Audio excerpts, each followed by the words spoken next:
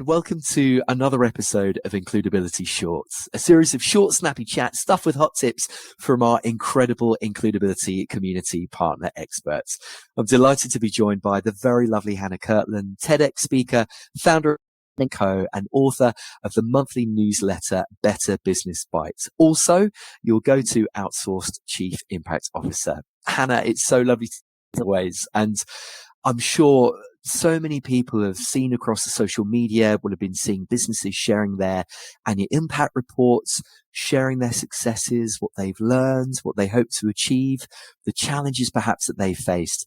And expectation seems to grow constantly as to what should be included. It seems so confusing. What would be your guidance around reporting your business impact? Where do you feel that people perhaps should begin? Brilliant. Thank you, Dave. So I'm going to share today 5 top tips. So the first tip is start, right at the beginning. What is it that needs to go into it? And, Dave's already shared a bit about this, but I think it's really helpful to strip it right back and think, what actually is an impact report all about? And it has to have 3 key things: what you said you were going to do, what you've done, and what you're going to do next. And what those 3 things are doing are being really clear on the progress you're making against your plans. So that's tip number 1, is strip it right back to those 3 things. And that's what your report needs to be communicating at its kind of most basic level.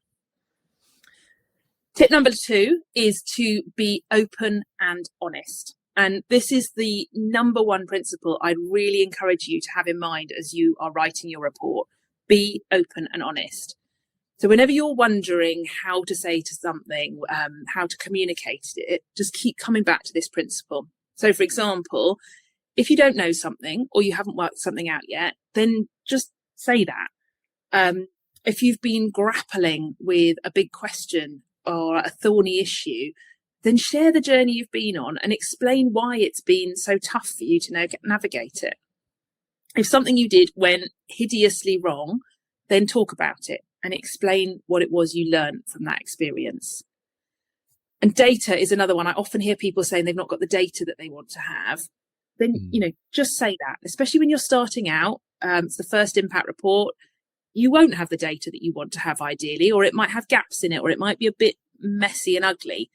Just say that and explain what you're going to do to gather better data in future. Brilliant. So tip number 2, be open and honest. Tip number 3 is to think about why you're writing the report. So what's the purpose? What do you want this report to achieve? Who's the audience? And this will influence your story. It's going to influence how you tell it, the words you use. It will influence your choices around design, how you choose to present your report.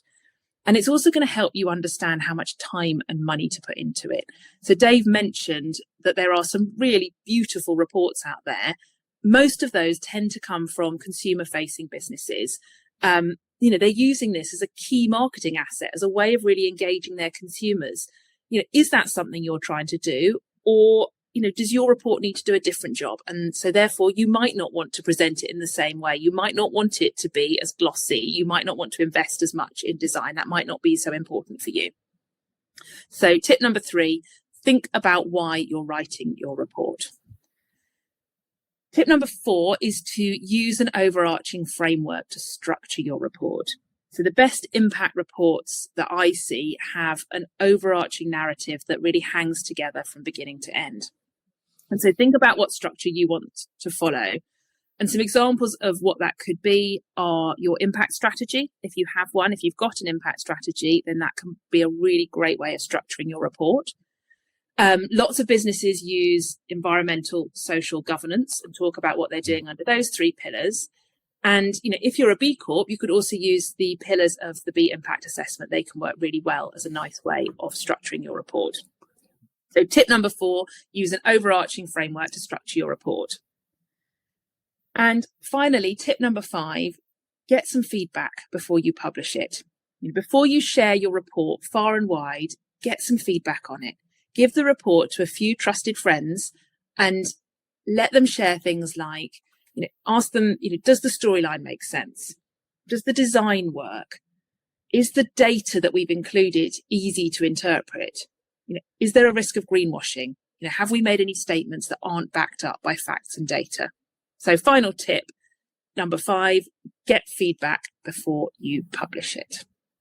Hannah, you are absolutely amazing. Thank you so much. And you're incredible because you just take the sting and the fear around, the ideas of what to create, how to begin, what to include, what the structure should be.